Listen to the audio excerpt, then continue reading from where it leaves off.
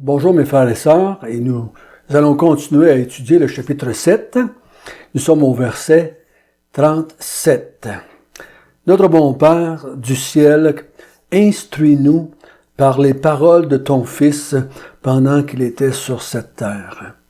Il nous a emmené le message de vie et un message pour te connaître, toi, notre seul vrai Dieu. Guide-nous encore aujourd'hui afin qu'on puisse t'adorer et te servir comme tu le mérites. Amen. Donc, on se souvient qu'on est à la fête des tabernacles et le texte va commencer en disant « c'était le dernier jour ». La fête durait environ 8 jours. Jean apprend en même temps que nous, on apprend jusqu'à certains points. Lui aussi a entendu ces paroles-là pour une première fois dans sa vie à un moment donné. Lui aussi a été surpris bien des fois par les déclarations de Jésus. Mais à la fin de son ministère, quand il a tout mis ça ensemble, c'est des grandes déclarations de Jésus, il a dit « Je vous ai écrit ces choses afin que vous croyiez qu'il est le Christ, le Fils de Dieu, et qu'en croyant en lui, vous avez la vie. » Mais je le répète parce que quand il dit « Christ », il ne dit pas Christ, fils de David, mais il dit Christ, fils de Dieu. Il ne dit pas Christ de Bethléem, mais Christ venant du ciel. Donc, il nous présente un Christ sur une autre facette, une facette divine. Ce dernier jour de la fête, il va déclarer quelque chose de fantastique, qui va nous emmener à croire qu'il est le Fils de Dieu. Lisons ensemble à partir du verset 37. Jusqu'à la fin du chapitre. Le dernier jour, le grand jour de la fête, Jésus se tenant debout s'écria « Si quelqu'un a soif, qu'il vienne à moi et qu'il boive. Celui qui croit en moi, des fleuves d'eau vive couleront de son sein, comme dit l'Écriture. » Il dit cela de l'Esprit que devaient recevoir ceux qui croiraient en lui, car l'Esprit n'était pas encore, parce que Jésus n'avait pas encore été glorifié. Des gens dans la foule, ayant entendu ces paroles, disaient « Celui-ci est vraiment le prophète. » D'autres disaient « C'est le Christ. » Et d'autres disaient « Est-ce bien de Galilée que doit venir le Christ? L'Écriture ne dit-elle pas que c'est de la postérité de David et du village de Bethléem, où était David, que le Christ doit venir? » Il y eut donc, à cause de lui, division parmi la foule. Quelques-uns d'entre eux voulaient le saisir, mais personne ne mit la main sur lui. Aussi les huissiers retournèrent vers les principaux sacrificateurs et les pharisiens, et ceux-ci leur dirent « Pourquoi ne l'avez-vous pas emmené ?» Les huissiers répondirent « Jamais homme n'a parlé comme cet homme. » Les pharisiens leur répliquèrent « Est-ce que vous aussi vous avez été séduits? Y a-t-il quelqu'un des chefs et des pharisiens qui ait cru en lui? Mais cette foule qui ne connaît pas la loi, ce sont des maudits. » Nicodème, qui était venu de nuit vers Jésus et qui était l'un d'entre eux, leur dit « Notre loi condamne-t-elle un homme avant qu'on l'entende et qu'on sache ce qu'il a fait? » Et ils lui répondirent « Es-tu aussi galiléen? Examine, et tu verras que de Galilée ne sort point de prophète. » Et chacun s'en retourna dans sa maison. Voyez-vous, encore une fois, dans ce qui a rendu les choses difficiles pour les Juifs, c'est que Jésus faisait des déclarations que le Messie qu'ils attendaient, le fils de David, celui qui devait naître à Bethléem, les paroles que Jésus dit, il ne peut pas dire ça. Il ne peut pas dire de telles choses. Donc, il ne peut pas être le fils de David. Il ne peut pas être le Messie qu'on attend. Dans leur tête, il n'y avait pas de place à un Messie divin. Ils n'avaient pas compris que celui que Dieu envoierait était aussi un Messie divin. Donc, quand Jésus parle, fait des grandes déclarations, les gens sont étonnés, sont surpris, des fois sont déboussolés, des fois sont arrêtés, et plusieurs arrêtent de le suivre à tout bout de champ pour différentes raisons. Mais le verset 37, le dernier jour, le grand jour de la fête, Jésus se tenant debout s'écria dans le milieu du temple. Je vous ai dit à un moment donné que pendant cette fête-là, à un moment donné, prenait un vase d'eau et on versait de l'eau en symbole du rocher qui avait coulé et donné de l'eau au peuple dans le désert. Et à ce moment-là, on croit que quand les gens ont vu la cérémonie de l'eau, Jésus lui a crié dans le temple, « Si quelqu'un a soif, qu'il vienne à moi et qu'il boive. Et celui qui croira en moi, des fleuves d'eau vive couleront de son sein, comme dit l'Écriture. » Quelle déclaration! Quel être humain pourrait dire une telle chose? Aucun. C'est ça qui est de déboussoler. Tant que tu ne vois pas en Jésus un divin, un Dieu fait chair, ses paroles sont absurdes, ses paroles sont déplacées, ses paroles sont abusives, ses paroles sont d'un démoniaque, comme ils ont dit les autres même, les pharisiens. Si quelqu'un a soif, qu'il vienne à moi et qu'il boive. On sait bien que ce n'est pas de l'eau naturelle dont il parle.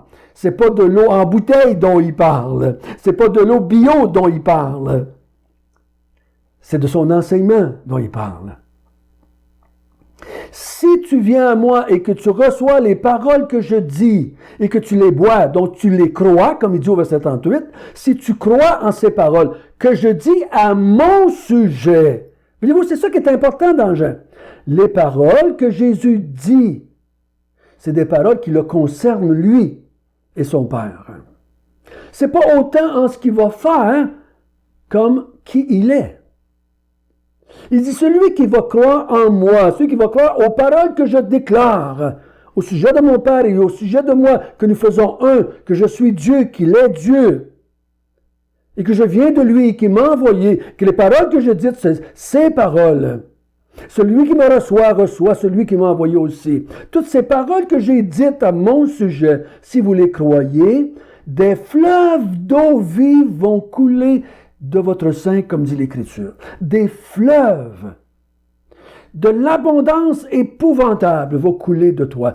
Donc, de recevoir l'eau de vie va produire en toi un fleuve de vie.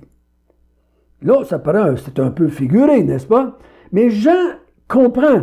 Je ne pense pas qu'il a compris sur le coup, au même moment que Jésus a dit les paroles, mais avec le temps, il a compris.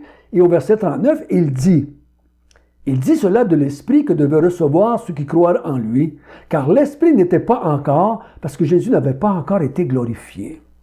Donc, Jean a compris de celui qui croit en moi, le Saint-Esprit va venir en lui, et il va le faire naître de nouveau, et il va habiter en lui. C'est ce que je crois ressemble de plus proche à ce que Jésus a dit à Nicodème.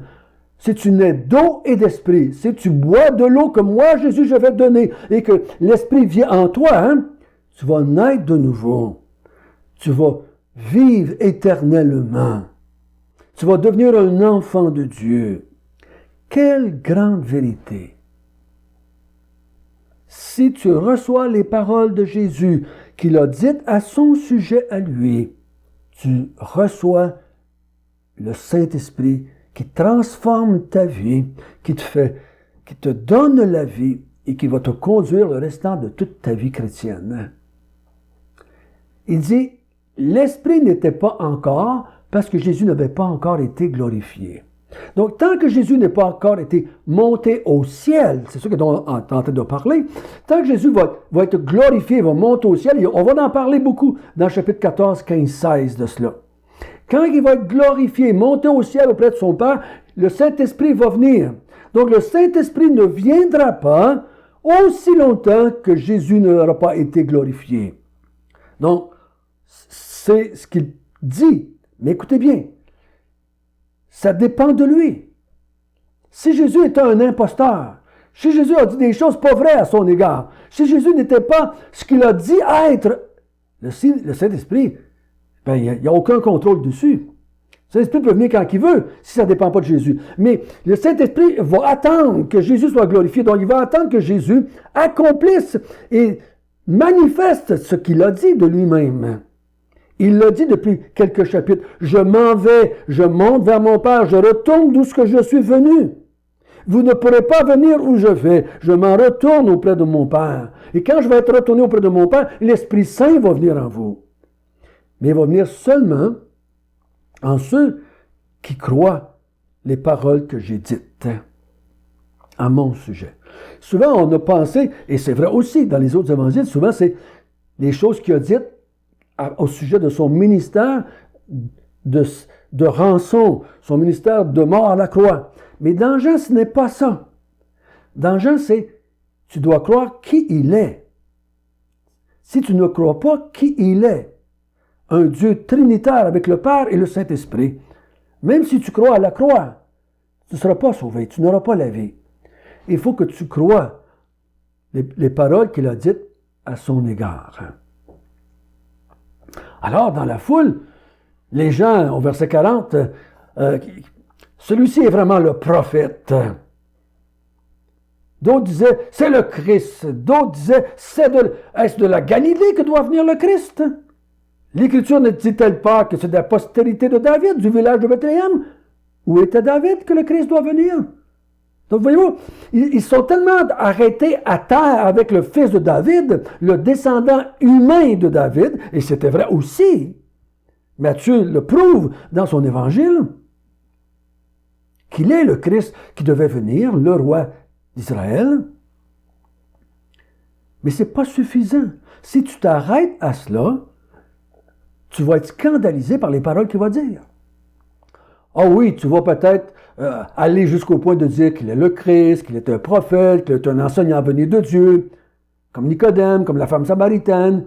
Tu vas dire des choses belles à son égard, mais ce n'est pas suffisant. Il va falloir que tu dises un jour-là qu'il est Dieu fait chair. Au verset 44, quelques-uns d'entre eux voulaient le saisir, mais personne ne mit la main sur lui. On a vu ça depuis quelque temps. Son heure n'est pas arrivée. Les gens ils vont mettre la main sur eux quand lui va leur dire de mettre la main sur lui. Et on va le voir dans le chapitre 18. Ainsi, les huissiers qui avaient été envoyés, vous vous souvenez, dans les passages précédents, les vidéos précédentes, vous vous souvenez que les pharisiens avaient envoyé des huissiers. Donc les huissiers retournèrent vers les principaux sacrificateurs et les pharisiens et s'essuient leur dire, pourquoi vous ne l'avez pas emmené? On vous a envoyé le chercher. Pourquoi vous ne l'avez pas emmené? Et la réponse est merveilleuse. Jamais homme n'a parlé comme cet homme. C'est pas que Jésus était d'une éloquence épouvantable. C'est pas que Jésus avait des grands mots de 25 lettres. Jamais un homme n'a dit des choses semblables à son propre sujet. C'est ce qu'il est en train de dire. Cet homme parle d'une façon telle qui vient du ciel, que son Père l'a envoyé, qui si on croit en lui, on va avoir la vie, des fleuves vont couler de nous. Cet homme-là parle comme jamais aucun homme n'a parlé. Et c'est ça qui démontre qu'il était d'un divin. Les hommes parlent comme des hommes. Les hommes ne parlent pas comme un Dieu. Parce que si tu es un homme et tu parles comme un Dieu, tu vas te faire ridiculiser. Tu vas te faire rire de toi. Les pharisiens, au verset 47, dire, est-ce que vous aussi, vous avez été séduits par ce grand Jésus-là, ce personnage-là, cet imposteur-là? Est-ce que vous avez été séduits?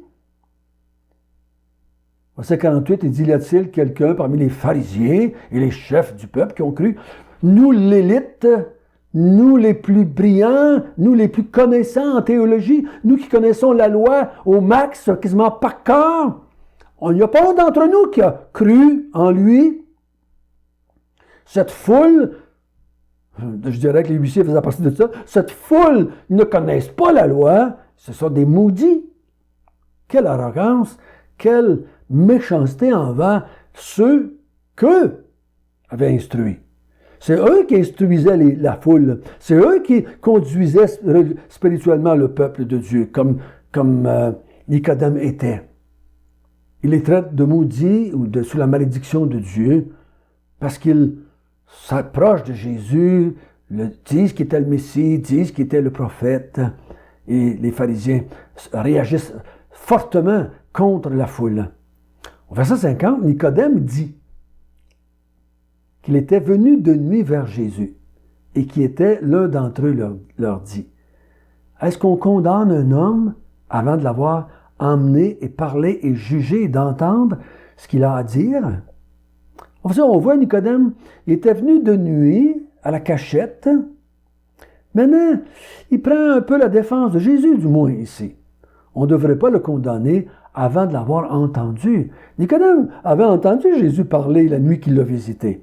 Jésus y avait dit qu'il fallait qu'il naisse de nouveau s'il voulait voir et entrer dans le royaume de Dieu.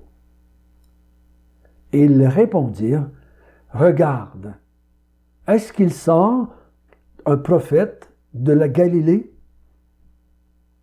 Et la réponse, c'est, dans leur tête, c'est non. Donc, il ne peut pas être le Messie, parce qu'il vient de la Galilée, il vient de Nazareth, ce gars-là. Même s'ils avaient compris qu'il venait de Bethléem, ils auraient juste compris que peut-être qu'il était le Messie descendant du fils de David, mais ça ne veut pas dire qu'ils auraient cru qu'il était Dieu incarné, qu'il était le créateur du ciel et de la terre, qu'il était la vie du monde, qu'il était la lumière du monde, et qu'il venait avec la grâce et la vérité, comme Jean dit dans son premier chapitre. Voyez-vous l'obstacle ici? Beaucoup de gens vont manquer d'entendre, de comprendre le message de Jésus, parce qu'ils ont déjà dans leur tête un Jésus à leur image, un Jésus qu'ils veulent, qui ressemble à ce qu'ils voudraient que Jésus soit. Il y en a qui veulent avoir un Jésus guérisseur pour régler tous leurs petits problèmes de la vie. Ce matin, je regardais, comme quelqu'un a écrit sur Facebook, comme Jésus a changé l'eau en vin, il va changer aussi toutes tes situations négatives en bonne situation. Parce qu'il a la capacité de transformer toutes les choses négatives dans ta vie. Il a fait des choses positives. Ces gens-là recherchent une espèce de magicien qui va régler leurs problèmes. Et ce n'est pas vrai. C'est ce que l'apôtre Paul déclare. Il dit, nous avons été malmenés, nous avons été rejetés, nous avons été fouettés, nous avons vécu la prison, nous avons vécu la disette, nous avons vécu la nudité. Il semble que Jésus n'avait pas réglé les problèmes de Paul. En tout cas, dans certains temps de sa vie. Il y en a d'autres qui cherchent un Jésus qui va les aider à être une meilleure personne. Donc Jésus va les aider à faire le bien. Parce que s'ils font le bien assez, ben ils croient que Dieu le Père va les accepter. Jésus est comme un aide pour faire une bonne vie.